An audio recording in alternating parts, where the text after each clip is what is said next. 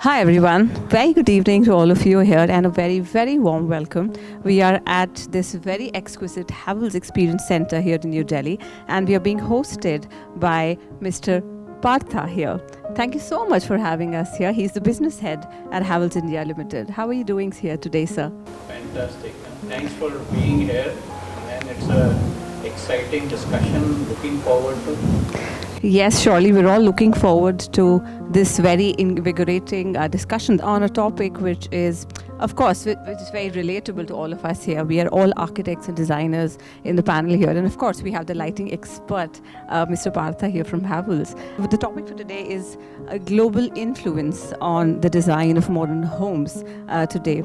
And why I feel this topic is extremely pertinent because, as we were all discussing earlier as well, we live in an age of social media and digital era, and we're constantly being flooded with images from the internet all the time. We live in an era of globalization, and I think we're just maneuvering our ways through this tide, and I think it will be an interesting discussion to see the fellow architects as well, see what are their views on this topic. So before I start the round of discussion, I would like just my fellow panelists to briefly introduce themselves, a little bit about their firm and what's the kind of work they do. So let's start from you, Rajiv. Hi, good evening. Thank you for having me. I'm Rajiv Bhakat, partner of a firm called Decode. We are a multidisciplinary firm working in Delhi. We're located in Mehrauli. We do all kinds of work from small interiors to residences to office interiors to commercial interiors. We're doing a bunch of office buildings now, all the way to large-scale urban design, city planning. We also have a wing separately which does visual design, so really collaborative design, and we work across all sorts of fields. And it's great fun to be here. Thank you. Wow, that's a diverse amalgamation of a portfolio that I've heard. Welcome a lot.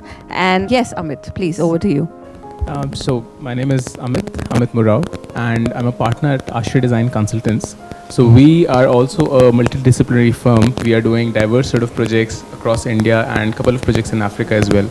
So our projects include large format industrial warehousing to commercial development to 5-star hotels, residential buildings, corporate interiors, corporate buildings. So again, pretty much all typologies, excluding obviously, large format.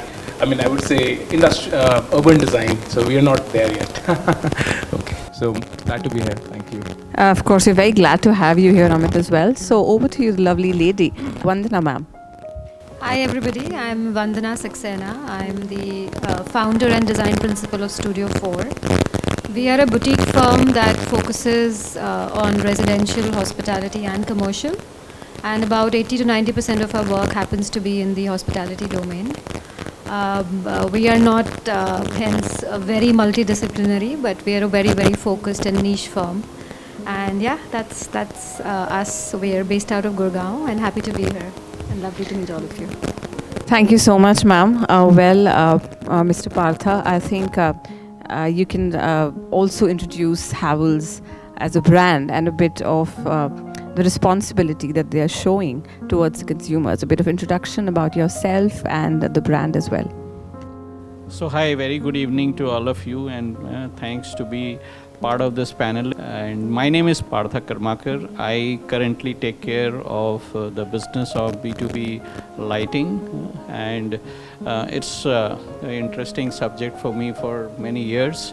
As a brand, we have been working into almost 20 different verticals. I think we had an interesting tour to look into what all we are into. So we are very much focused now to take inputs from the design fraternity, look at various influencers to see what more we can make value addition in our range, in our functionality of the products in terms of designs as well as performances.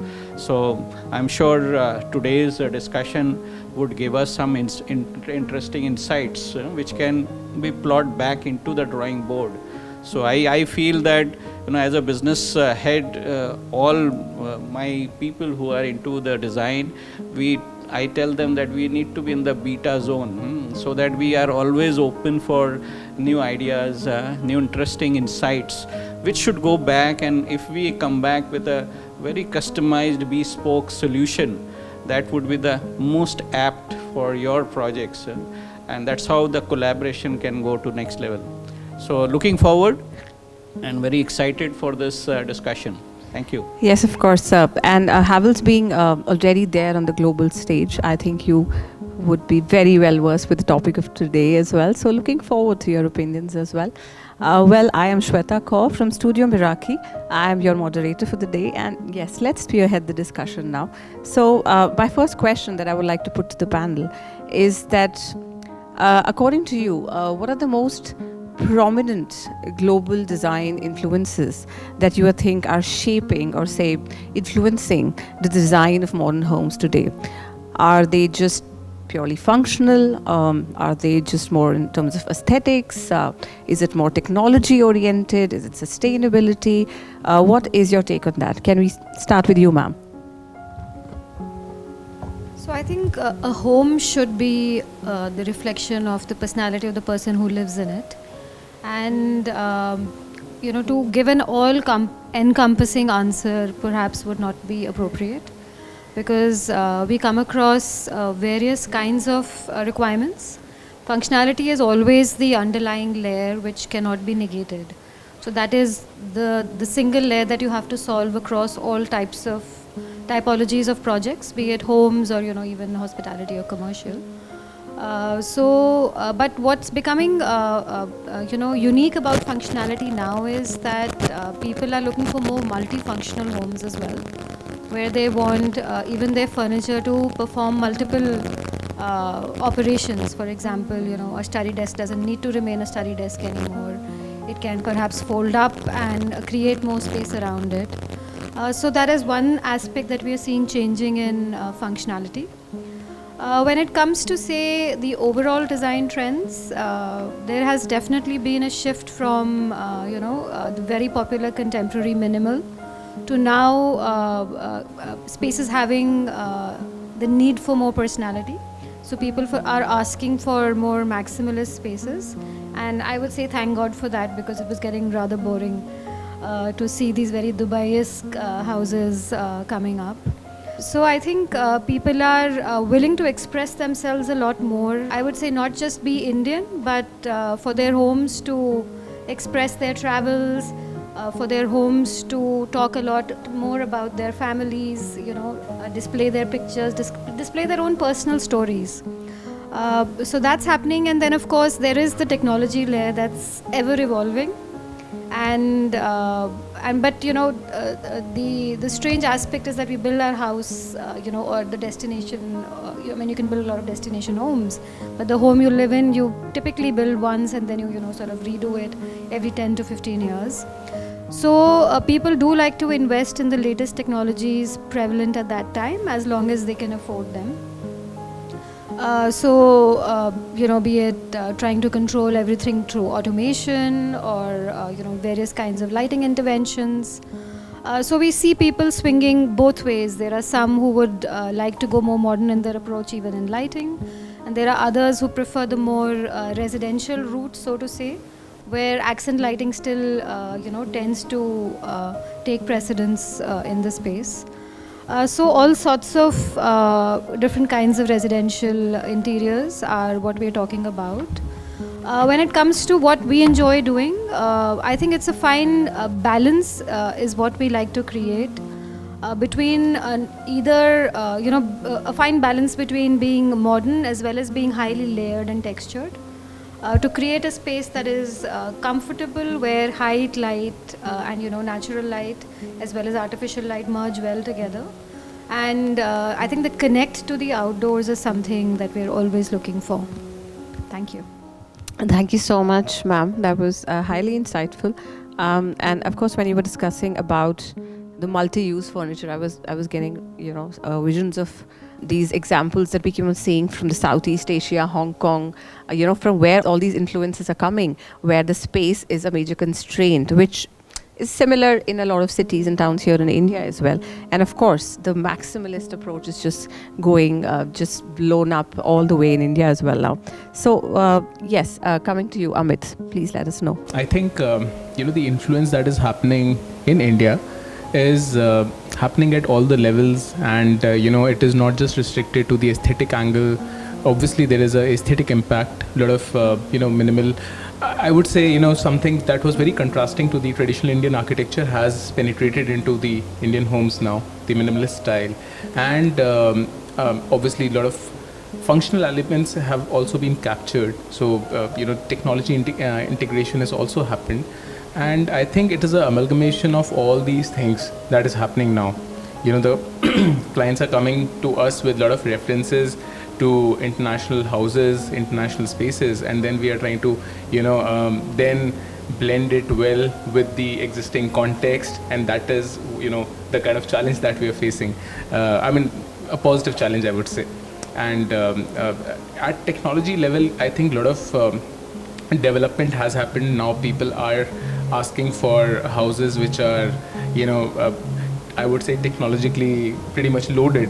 So smart homes and voice controlled features and all these things. So this is the standard expectation of any house owner now who comes to us. So yes, so influence is happening at all levels. That is what I would say. Yeah, I totally get it when you say a lot of minimalist influences coming into your office, and how you're dealing with the clients on a day-to-day basis, and that forms a part of my next question, so I'll come back to you on that. Yes, Rajiv, please tell us. Hi. So to answer your question, I think clearly influencing on all levels. There's function, there's aesthetic, there is technology, there's sustainability, there's all of it. I think if we look at modern Indian architecture starting in the 60s, modernism itself was a style which came from outside this country. We all sort of know that. Yes, we made it our own. Tropical modernism came into India, we made it our own style, and we sort of integrated it into India. I agree with what Vandana said. I think the minimalist style is sort of dying. I think clients are a little underwhelmed with it now. Most of my clients are not looking for maximalist styles, but certainly more evocative, more detail, a little more vibrance, a little more life. More character on the inside. But in terms of what in the global influences us, I think we're in the age of social media. I think clients walk in with images and videos and YouTube and sort of God knows what else. And some of that is aesthetic. Some of it just looks very good, and they want us to see if we can do it in India as well. Functionally, I don't know if there are too many differences. In fact, clients of mine have very specifically said we have to work for Indian functions. Indian kitchens are a great example. Indian kitchens have to work in an Indian way. Our cooking is different, our oils are different, our spices are different all over the country. Every part of the country is slightly different. Lots of sustainability measures. I've had lots of clients come to me talking about they've seen this sustainability idea, does it work better? So yes, we have to be selective. We can't just blindly pick and choose global influences, but there's a fair bit coming in now.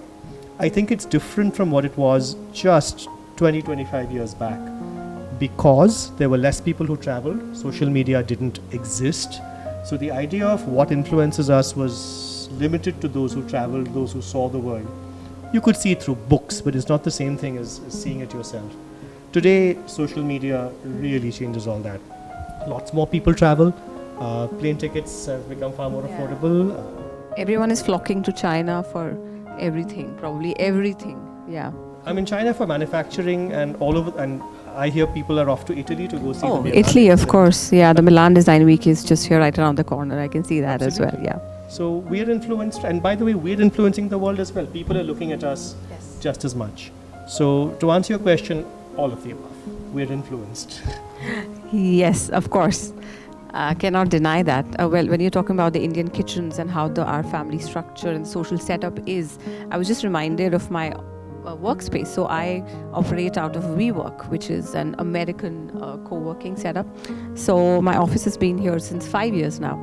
And once their design team came up to me, they're kind of hunting for architects there and getting their opinions.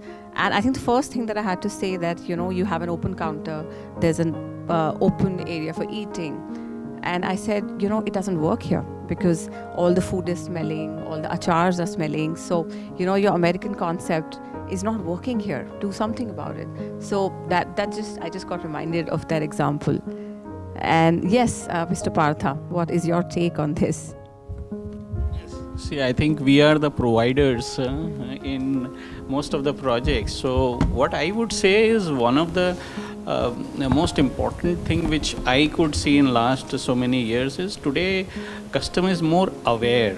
So they are very, very specific about when it comes to even lighting, automation, or choice of any other products, maybe cables, wires, or fans. So they are much more aware. So, but there is a little bit of gap between being aware and fully knowledgeable. So they are aware of what is trending, but they may not be having a deeper knowledge about.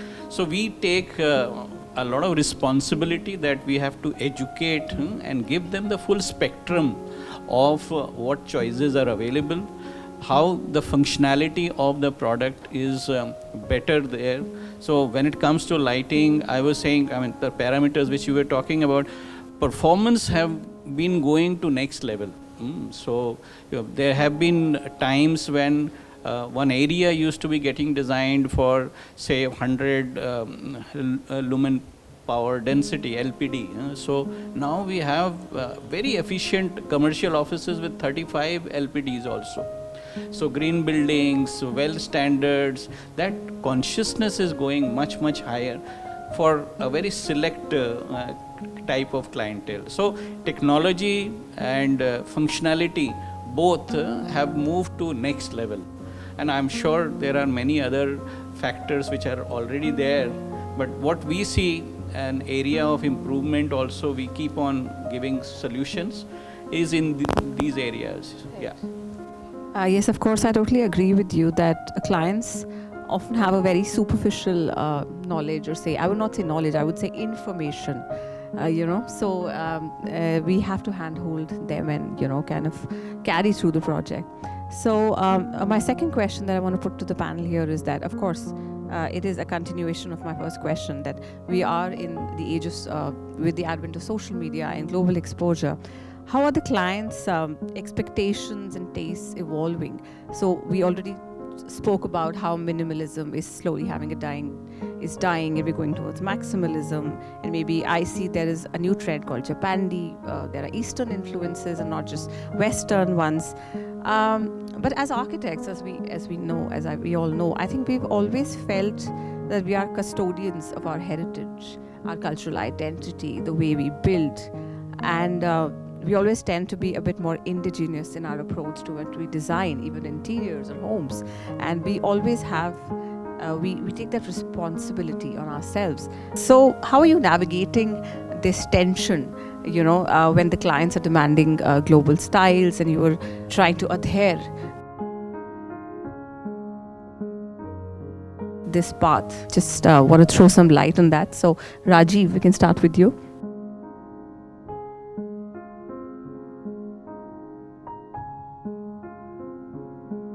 Planted in India, it's not okay, it's not cool, it's out of context.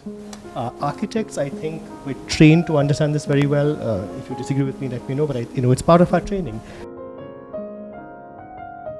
However, yes, you're right. Clients see things, they know things, and they sometimes just want to transplant. And I think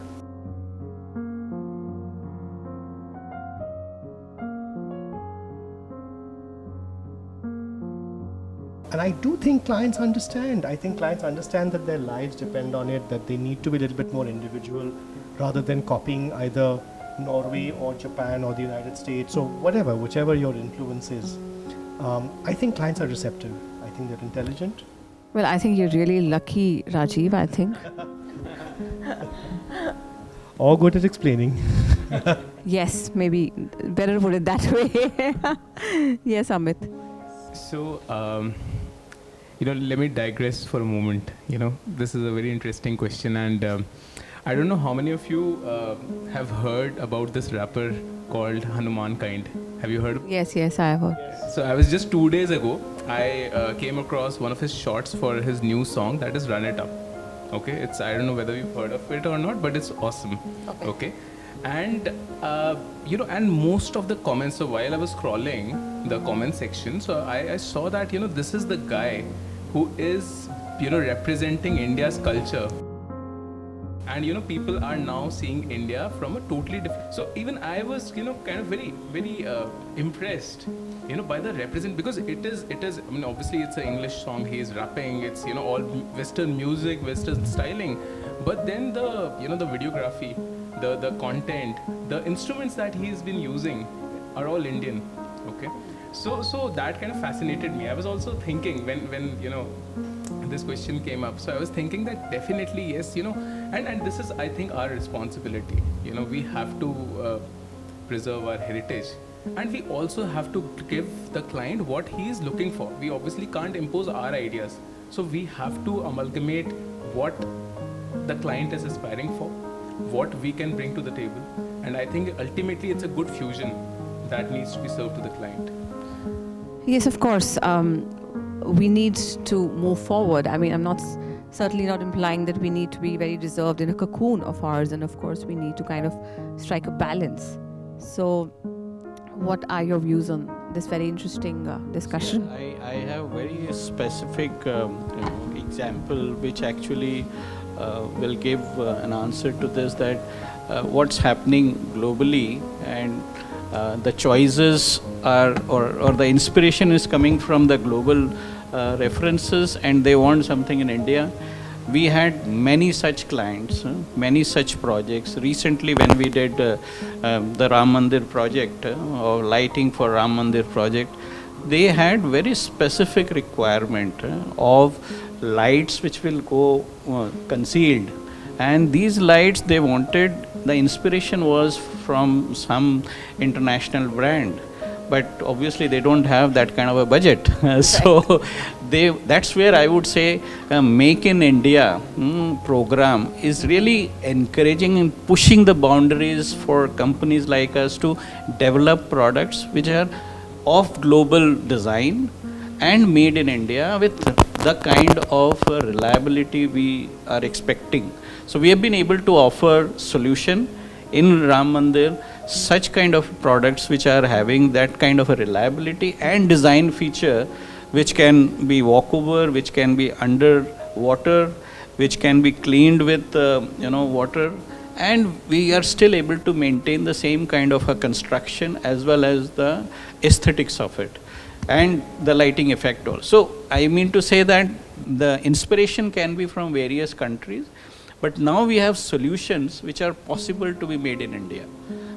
There are so many manufacturers who are also pushing the boundaries, and we have now decent solutions.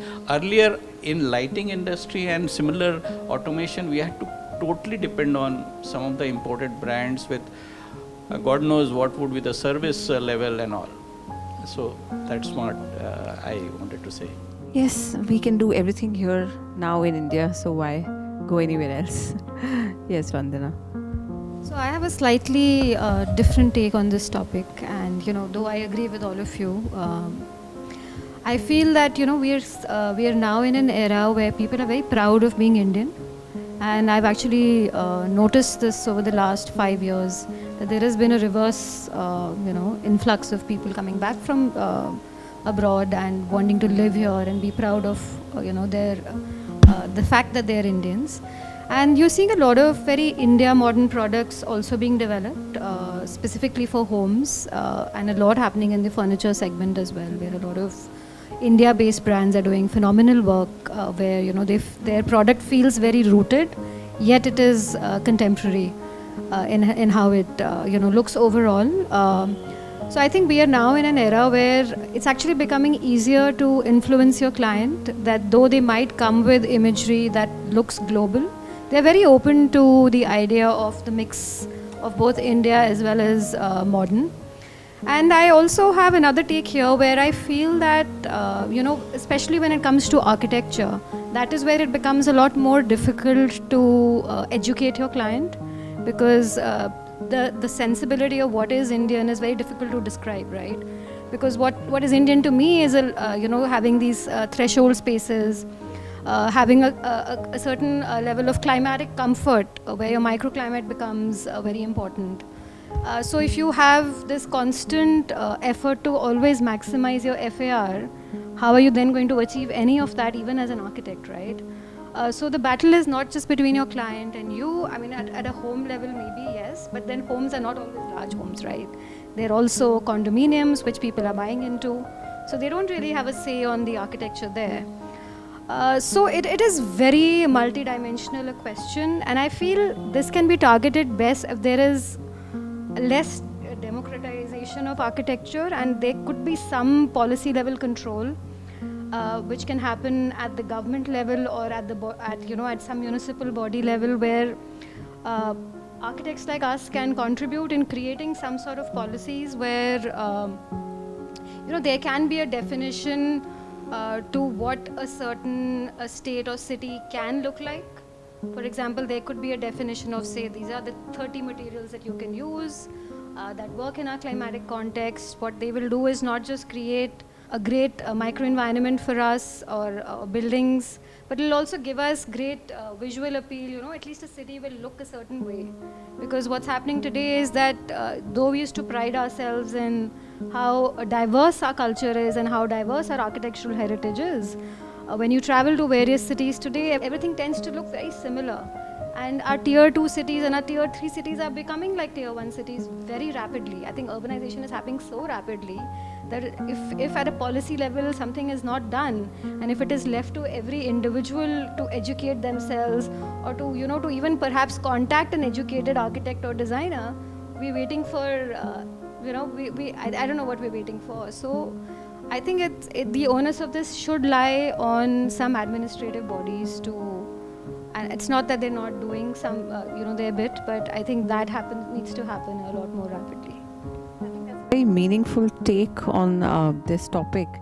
I was immediately reminded of a courtyard house when you were talking about FAR and the regulatory bodies, because when you talk about a home in India, I think the first memory that comes to me is a courtyard house. And how many of us have been able to do such courtyard houses now? So, and I really feel what you're talking about.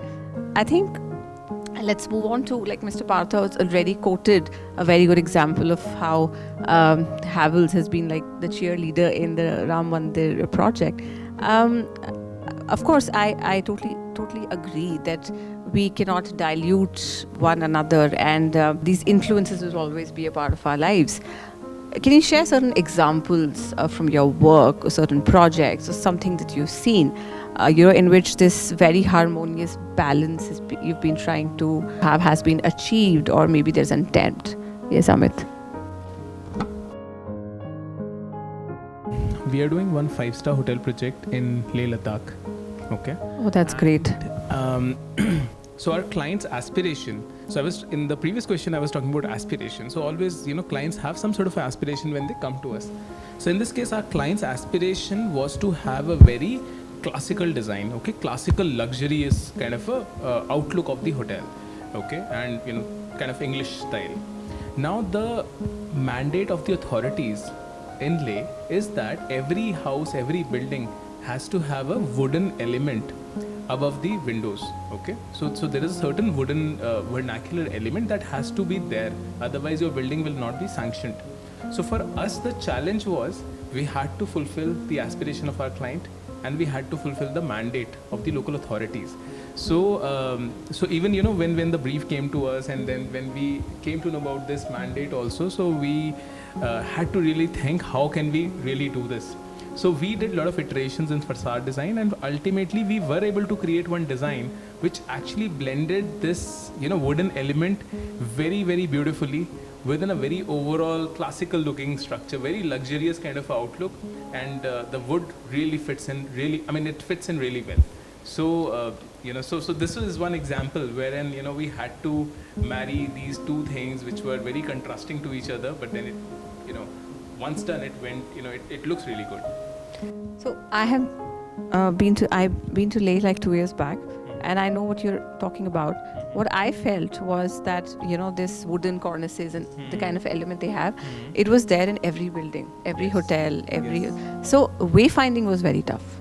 I thought that every building is looking exactly the same. Right. So it was just very monotonous, and as I'm saying, wayfinding is very tough. Every building looks the same. So there's a different kind of challenge. There, the local authorities' intent is to preserve some feature of the local architecture. So it's a good attempt, of course. About, having some limited, let's say 30 materials or whatever. So basically, Thank God. They are giving us the liberty of designing, the overall architectural language, whatever we want. But then their mandate is at least do this, at least use this, in your building somewhere, so that it looks that it is inlay. So I think, yeah. Thank God for that. Regulated the authorities did do something right, because otherwise, the town, it would just be destroyed. Like say Shimla or a lot of hill stations are just being purely destroyed by tourists, and nothing is really being followed, and there is no identity or any character that a lot of historical towns have anymore. And Leh is such a beautiful place. I can't imagine, let's say, what if in that particular building, it's a big building, okay, and beautiful view towards the Himalayan range. So I think, let's say if the mandate was not there, and if someone had used completely glazed facade all over. Yeah, anybody from Delhi would just do a Aluco bond in glass, probably. Yes. So at least, so I think, that is how we have to, blend in everything. So to the context, to the, mandates of the authorities, to the aspiration of our client. Right. And I think that is where our skill lies as designers. Yes, of course. We just try our best all the time, hoping for the best outcomes. Yes, Vandana. You're asking about a particular project, right? Any example that you've seen, or any So project we're of yours? so we're taking a cue from what he was talking about. We're also working on an upscale resort in Sikkim. And we actually got very lucky to have a client who's so proud of his heritage that our entire mandate is actually not to fight him, but to build around what he wants, and he wants it to be completely contextual. So the entire architecture as well as the interiors has to imbibe the whole Tibetan monastic architecture and detail, and Nevari as well, because you have a mix of both the communities there. And yeah, it's been a blessing for us to have a client like that, and we've been very busy researching, trying to understand the iconography, and building every little detail in the interior as well as with the architect. So we're doing the interiors for that project. So building every furniture piece, every artifact, every art is all influenced from the region. So yeah, very, very lucky with that project, and I think it's going to turn out really well. Oh, well, I'm sure about that. So the client, are you trying to say that the client did not come up with any internet images? No, they were in fact quite averse to the idea of having anything modern, except the amenities, large TVs. Of course. But they wanted the design to feel absolutely rooted. It's also a Leela brand, so it's also an Indian brand that takes pride in being very contextual. So this one's been a great blessing for us. I'm sure it's completely unheard of in these times, I would say. So pretty lucky. We've had a lot of really good quality clients who, not that others aren't, but who have been very proud of what they own and what they're going to build. We've also done, we've actually renovated the Siddharth de Goa project in Goa, which you all must be aware of, the iconic Charles Correa building. Oh, really? The hotel built 40 years ago.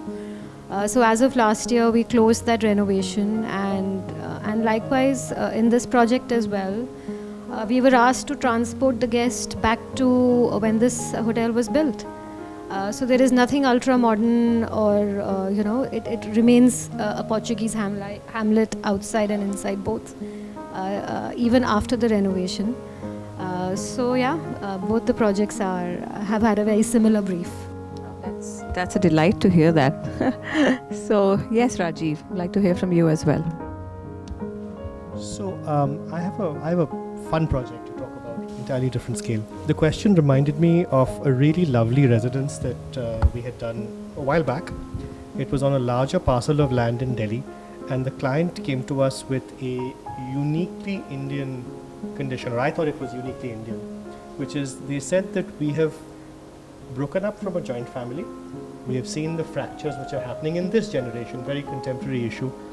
We want our children to live with us, but we don't want the joint family fracture. So how do you simultaneously design independence and the community sense of a joint family?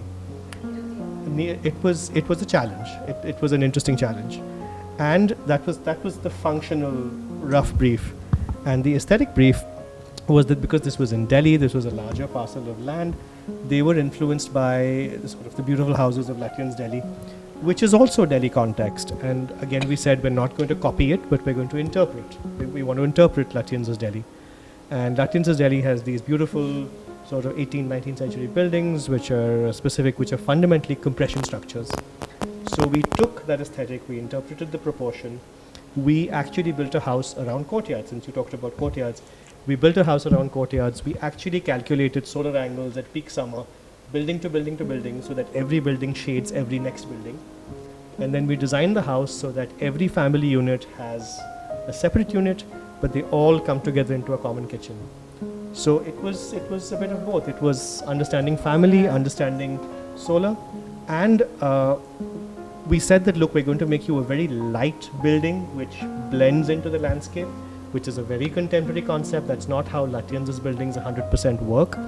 So very, very light, lots of glass, and I told them I'm going to guarantee you that you enter your building, it is going to be 5 degrees less than your neighbor's building. Try it out. And sure enough, I actually took a thermometer and measured it, and it's simple solar measures, just good old-fashioned solar measures, that you work out direction, you work out north, you do the glazed surfaces in the north. It's actually common sense architecture. And from that point of view, the roof in these classical buildings tends to sit on these heavy Greek-inspired columns, right? So instead of doing that, we actually suspended the roof. It's not sitting on the columns, it's suspended from the columns. What that means is that the entire center of the house is completely column-free. So super contemporary. From a technology point of view, super contemporary, difficult to execute, but great fun. Like, it was a lovely house in the end. South Delhi, Chhatarpur. Well, it's just simple passive design strategies, which along the way, a lot of architects just kind of seem to forget a bit, I think. Because what I think is the very simplest of the things that we learned in college, probably, climatology, just basic orientation, massing, visual delight.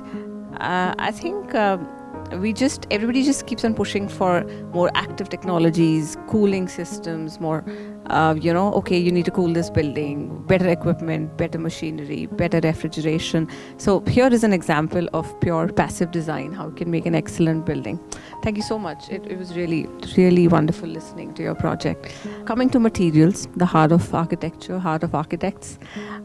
So what role do you think that materials and construction technologies that are being borrowed from the global design stage, they're playing in reshaping our Indian homes? Because I'm sure it's not just about global styles that people are wanting to kind of what's influencing their minds, but it's also the materials and the construction technologies. Do you really think that they're suited to they're adapted to our Indian climate and context? And what is your take on that, and any kind of experiences that you've had in that matter? Partha, I would like to go first in this one. I think it is very important to have local solutions more suitable for local needs. We have been going across various product lines. So for us, there is a simple air purifier kind of a product. We have looked into what is available for Indian air quality, and that to Delhi air quality, many of the products were hardly working. So our engineers were able to develop air purifier which has got almost multifold more air purifying qualities. So it was more suitable for the local application. So similarly, I think in most of the areas it is important that there has to be a responsibility on whether it is fitting for that local need. Whenever we are making choices on the materials, on the specifications, one of the very interesting, another example is we've been able to see that now metros are coming across. So most of the metros, they're typical lighting and such kind of applications. So one of the metros we were able to offer daylight solution. We were talking about the skylight. So in Pune metro, they went for underground. They went for this kind of a material choice where they have a sunlight kind of a feeling in a metro. So I see that there is a lot of consciousness which is coming up, but yes, we have to be mindful that it is making relevance for that particular local application or not. Yeah. Yes, Vandana. One material that I'm very excited knowing more about and wanting to use is mass timber or blue laminated solutions, which I think there's a lot of good work happening in that, and it's a sustainable material, renewable.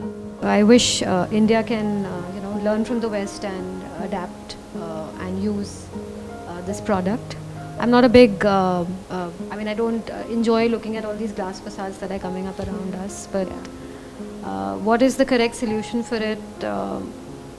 Besides, we do see a lot of people now building additional skins in front to help cool the buildings, etc. But that's like creating a problem and then solving it kind of a thing. Correct. So that is the very Singapore route, where Singapore is now integrating a lot of green on their facades and very actively doing so. But I'm also, when I travel down to the south, I see brick construction still being very prevalent and people taking pride in building with exposed brick. This would be my take. I see a lot of timber skyscrapers being done in Canada and a lot of Australia, and a lot of cross-laminated timber being used. And I do see a lot of timber buildings now also gaining popularity in India. And so I hope we get there, because I also love timber as a material, because I think that, when you touch a concrete surface versus a timber surface, there is always a difference. You feel more connected to nature. And also science has proven that the kind of emissions that concrete has towards, it's contributing to the indoor air quality. Wood doesn't have those many emissions. So, of course, let's see if we can. It will also be a lower carbon footprint material. Yes, surely. It's more sustainable. To conceal timber. Yes. It'll look beautiful in its original form. Yeah, if you see the latest designs that have been unveiled for the Bhutan airport, that is, I think, the best example of what we are discussing right now, which has paintings and artwork and miniature work that's being done a lot on the ceilings. Again, amalgamation of both the walls in the airport. Yeah, and our very own Bangalore Terminal 2. Yes, that as well. That as well. So very, very proud to see that. Just to add to that, in Bangalore International Airport Terminal 2, the bells and whales lighting was provided by us. It was an interesting challenge. Oh, wow. How to create that kind of a niche which is not visible and still look that kind of elegance. So interesting. Congratulations, and it's a fantastic project. Yeah, I would love to know more about that later on from you for sure. So, yes. Amit. So I always feel that we should keep learning. Okay, so let's say whatever is happening across the globe in terms of material technology, whatever is happening, we should keep learning. And then we have to be very mindful about what and how we are using it.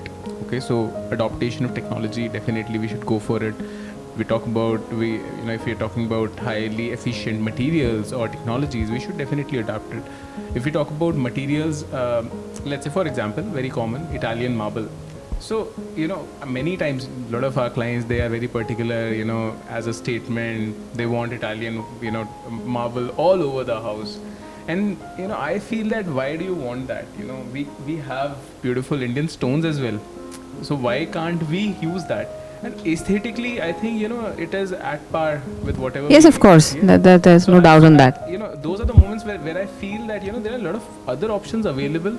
Why is it that, people are so bent upon, using a very specific material? So obviously we try to, counsel the client, tell the client. Obviously, I'm not against Italian marbles. We also use them. But then it is not, at times we can probably avoid it in certain locations and use Indian stones as well. So ultimately, what I feel is that we should keep learning whatever else is happening across the world. And then we have to very mindfully think and decide and counsel our clients what is good for the project. As simple as that. We have a plethora of Indian stones and marbles, and we are the hub for it. So why look? I think it's, as you correctly said, that it's like most of the times making a statement that, we imported this from here and there, and everybody just wants. I think the struggle is real when it comes to lighter stones. Right. That is when you really do have to go the international route, because our Makrana mines are almost gone. Yes. So if you're looking for a lighter aesthetic, then you're very compromised within the Indian range of stones. Right. Going for darker shades, I think a lot of colors are available. Yeah. But then, it's about the mindset. It's beyond the color selection and, the ambience. It's about the mindset of the people that if I'm making the house, then I have to have this. Yeah, I think North has an obsession with lighter marbles. Yes, there is. Yes, Rajiv.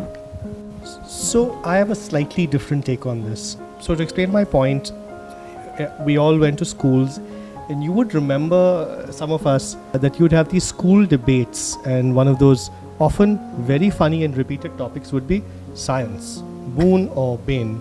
Now that's a very funny question because it allows you to only take two positions. Pick a word. Pick a word, boon or bane, fill in the blanks. And fundamentally somebody has to be for and somebody has to be against, and neither of them can take a nuanced position. And students are encouraged to debate, and that's fine, but neither are taking an intelligent centrist position. So my argument has to be a more centrist position. There are materials coming in from all over the world. We must ask serious questions about the sustainability of importing a material or developing it here, and what is the travel distance, what is the embodied energy. That's a very complex question to be answered, certainly.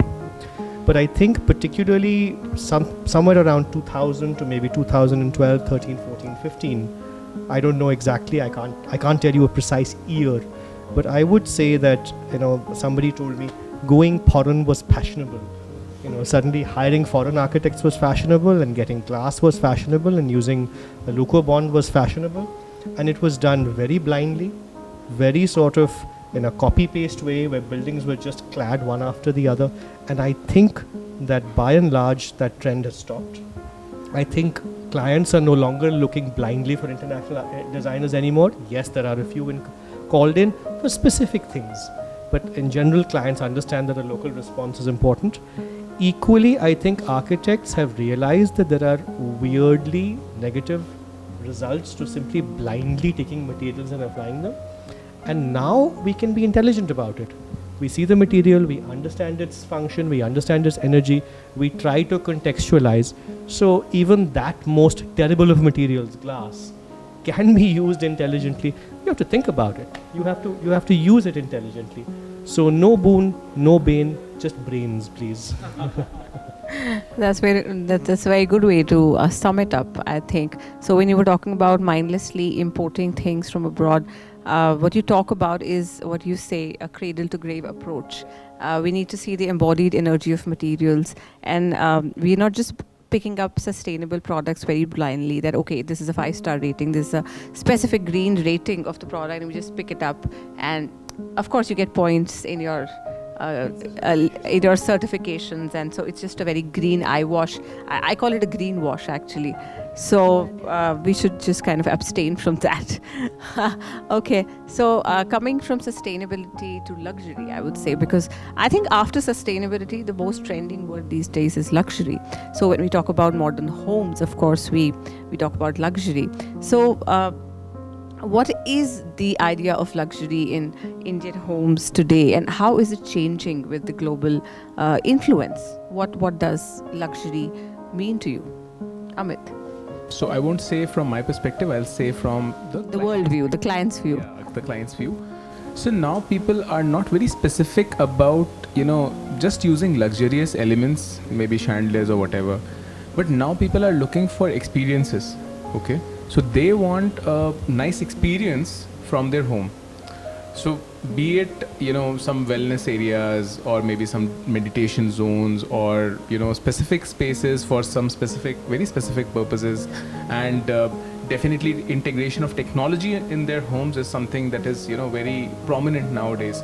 So I think, more than the traditional luxurious elements, nowadays people are focused more on the experience part. So this is a difference that I've been observing since past couple of years. So now when the clients come to us, they come up with this brief that, I want this kind of a feature in my house. I want this kind of a, let's say, view from my house, maybe, a terrace garden with this sort of an element. So I think this is the expectation now.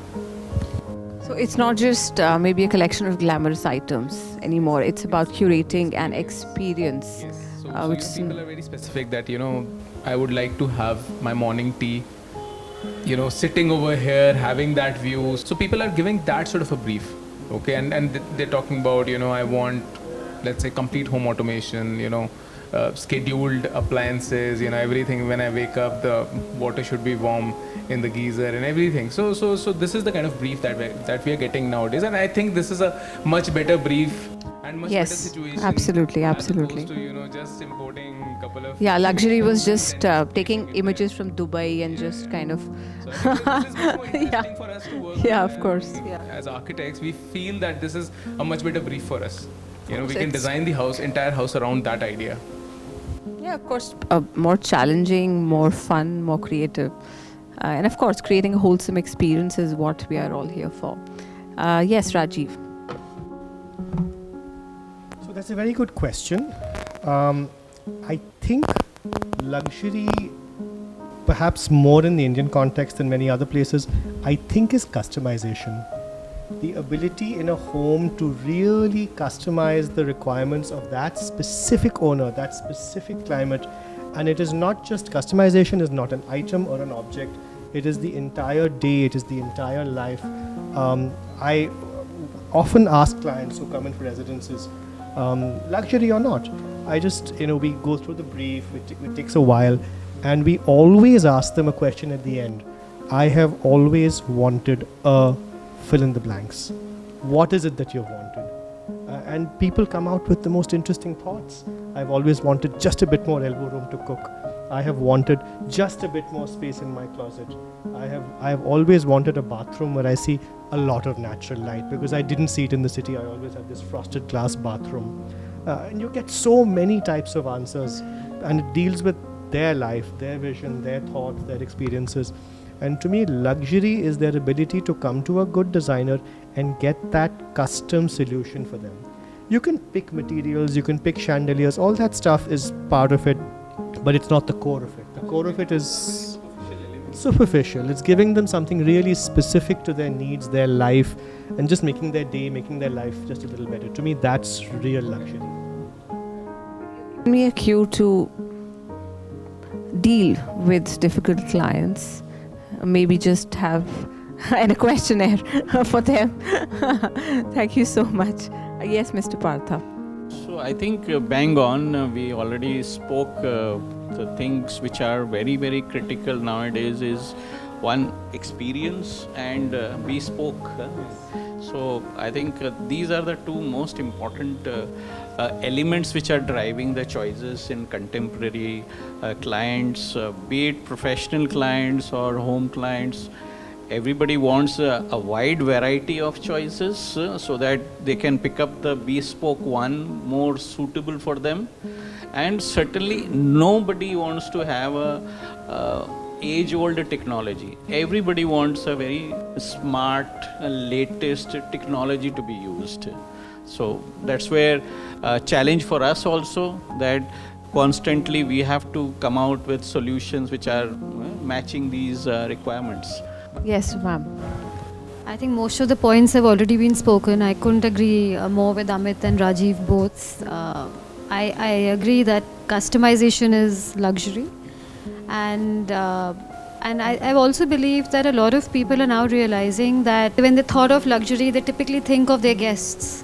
They think Yes. of how will they host, which will be my guest rooms, etc. How will my house appear to somebody else? Now they're giving a lot more weight to their daily activities, and right from the time they wake up to when they want to meditate, to how the entire dressing experience has become very important. Husband and wife having separate toilets, so to say. Yeah, that was unheard of before, yeah. Toilet etiquettes or bathroom etiquettes, children being very expressive about their needs, and how a children's bedroom could evolve from when they're younger to when they become older. And I think micro customization is true luxury, and everybody does not have access to it. And when you can have access to it, you can really get the solutions that can bring more comfort to your life, and that is definitely valuable, very valuable.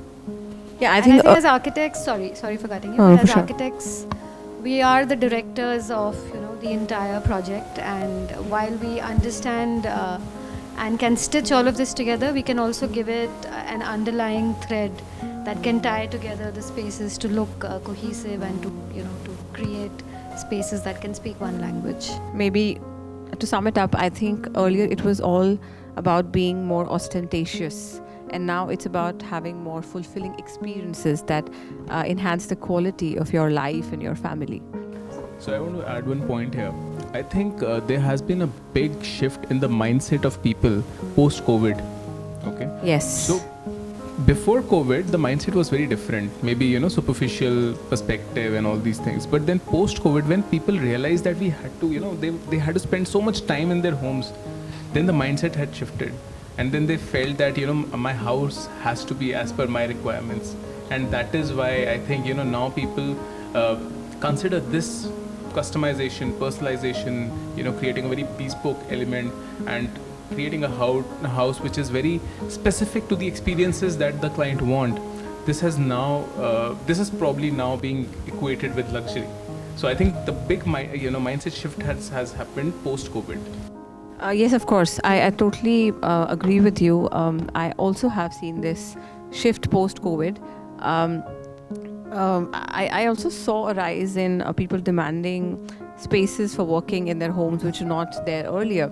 So earlier people, I think, were having a very busy life outside their houses, and they used to come home and have dinner, spend a little bit of time with their family or their kids, and then again it was a monotonous routine. But now suddenly everybody had to deal with their kids on a daily basis, and basically understanding all the household chores which they never had a clue of. And I think that is what caused the shift. They were understanding the rhythms of the family life in a much more detailed manner, and that's what led to this transformation. So yes, as we are coming to the end of this panel, the last round is going to be I think spearheaded by the lighting expert on our panel. So of course we've spoken a lot about luxury, we've spoken about sustainability, we've spoken about interiors, modern influences. We would like to tread a bit to lighting as well now, because lighting is a very, very important part of architecture and home interiors as well. So how do you see that these global lighting design trends are influencing the way we are lighting up our homes now? Is it people have a perception that it is only to do with smart tech, automation and technology, but I'm sure there's more depth to it. What kind of lighting is more in vogue now? Is there more stress on mood lighting? I'm sure I'll just not speak a lot, but give it to you to speak more on that. So I would say lighting is the most known subject for everybody, but it is overspoken, overused, and many times misused. Yeah. Okay, so because how the technology is evolving, so we have to be mindful of which kind of application it is. There are continuously new developments which are happening on miniaturizations, on better efficiencies, better quality of light, better distribution of light. Aesthetics is playing very important role. So we are also constantly raising our bar in terms of solutions on aesthetic propositions, because every home nowadays is not just a home, it is thematic for a particular kind of theme. So we have now solutions which are more very relevant for those themes. So I think these are the trends which are there, and it will keep on deepening as the time goes. So one would become much farther different from the other one. So today a lot of similar looking products may not look similar going forward, because people will go deeper into the respective categories of products. So we have constantly a lot of work to be done to meet up the requirements of the clients and the choices. Thank you. Well, it's very hard to please all the architects, so of course you need to be working. Sure. One thing that I personally felt that clients are increasingly becoming more sensitive to color temperature, which they were not before. Earlier on, there was traditional homes, there was this one white tube light, maybe 5,000 or 6,000 Kelvin or something like that, and there was no concept of warmth in spaces. And now everybody tends to know a lot of these terminologies, and they're very sensitive to white light, yellow light, warm light, candle light, kind of. This is what I have seen. So yeah, coming to you, Vandana. So I feel that lighting plays a huge role in how a space can look and feel and be experienced. And for the longest time, even as a designer, this was an aspect I would struggle on. I understood daylight, and maximizing daylight, because we were taught that as architects. But I was always sort of wondering why certain spaces feel great, when they're lit artificially, and others don't, and they would bother my eye, and I would try and understand the nuances of that. And now I've sort of understood what great lighting is, and I think and just to sort of try and dispel that out in a sentence, I think great lighting is when you don't see the source of light. Absolutely, bang on. When you walk into a space and you can, the story speaks to you without you really trying to figure out where is that light coming from. Those are beautifully illuminated, and there's a little bit of a drizzle of light under the bar counter, and I see all the spotlights and the chandeliers throwing just the right amount of light, no over illumination. But light that supports the story is great lighting, be it both in the landscape, be it in the facade, or be it in the interiors. So that is great lighting, and what I am seeing on the contrary, as I travel, just as a layman perhaps, not as a lighting expert or particularly as an interior designer, I see everything overly lit. Everything is too bright. There is just blatant use of these LED strip lights everywhere. So I think we need to be a lot more mindful in this aspect. How the nightscape feels. Be kind to animals who nocturnal animals who need a certain kind of illumination at night, or none at all. And let's celebrate looking out at the sky as well and being able to see the stars. So yeah, I think there's a lot to be done in this domain, and I think there's a lot more all of us also need to get educated on. So we try and work with a lot of lighting designers in our designs, and we've seen that make a tremendous change to how our spaces feel, because they are a lot more informed, and I feel this is definitely a very specialized subject. It needs its space as a full design domain. Over illumination and over cooling of spaces are two very I think this just I'm not able to wrap my head around these two problems in a lot of spaces here. I'm always carrying a shawl when we go to movie theaters, and when I'm on the roads, I'm totally blinded by the lights. Recently I went to Armenia last year, and the kind of facade lighting I saw, I was not able to believe my eyes, because I used to think that India is like more way forward than maybe Armenia in terms of a lot of things, and lighting for sure. I didn't expect them to do it so well. I was just plain astonished. So I think we still have lots to catch up. Talking about being overly lit, I think that happens in the interiors also most of the times. I mean, you can kind of throw light on that, because I think a lot of homes have started looking like jewelry showrooms, and especially with more of Italian marble and reflective surfaces, that kind of multiplies overall effect. And maybe need to use sunglasses when I go to people's houses, I feel now. So do you experience the same with your clients? This is a very big problem. As I said that, everybody thinks they are aware of it, but it is largely misunderstood and abused also many a time. So that consciousness that the right amount of light, so lights which can be also nowadays the designs are there, lighting designers are doing facade lighting as well as outdoor lighting, which is dark sky. Yes. The consciousness of dark, today we don't see from cities any of the stars. There are no stars. There are no stars. You need to go to Leh to find stars now. Yeah. So that, and also sustainability related consciousness is going up. Now roads, they are looking at better spacing between the poles so that the overall efficiency is better. Even in the choice of the LEDs, there are different types of choice of LEDs. Glare is becoming so much important that you don't get blinded.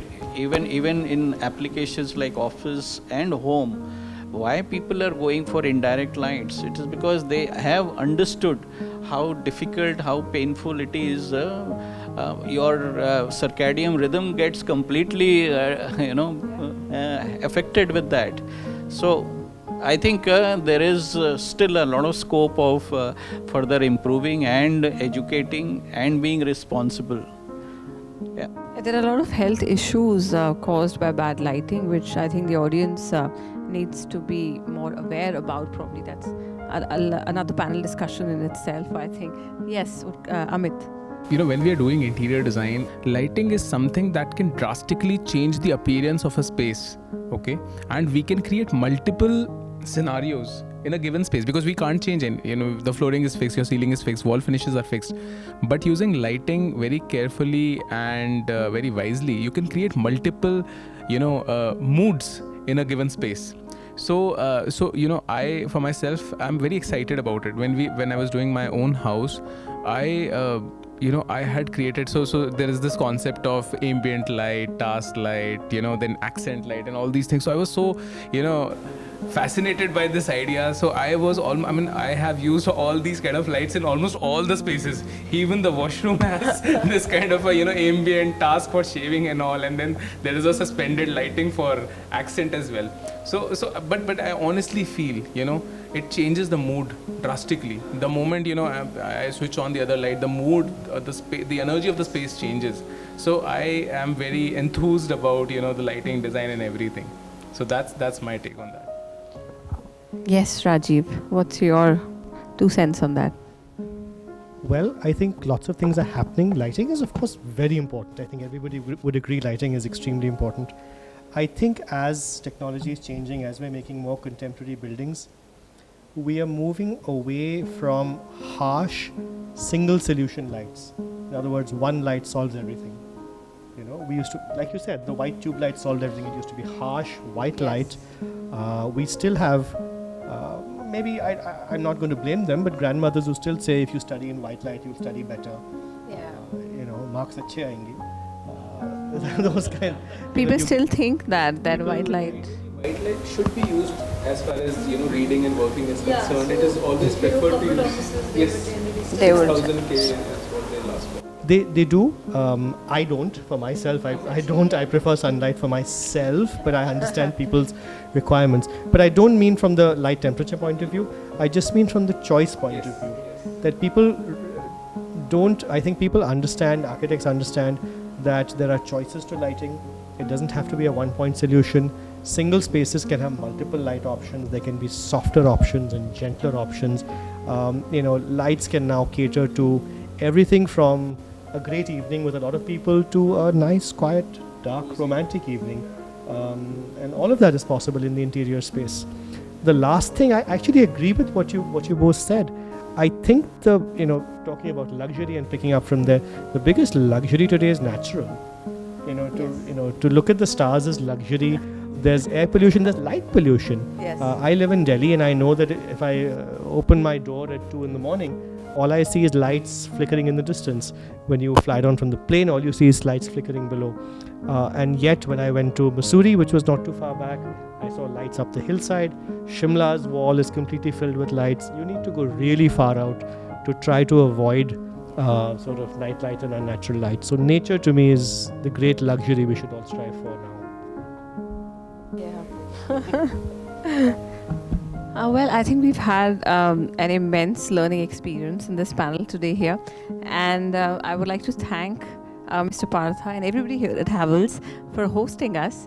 And it's, I've had a lot of key insights and takeaways, and thank you all panelists for making this totally memorable for me as well, all of us here at Havells. Thank you so much, ladies and gentlemen. Have a very good evening. Thank you so much.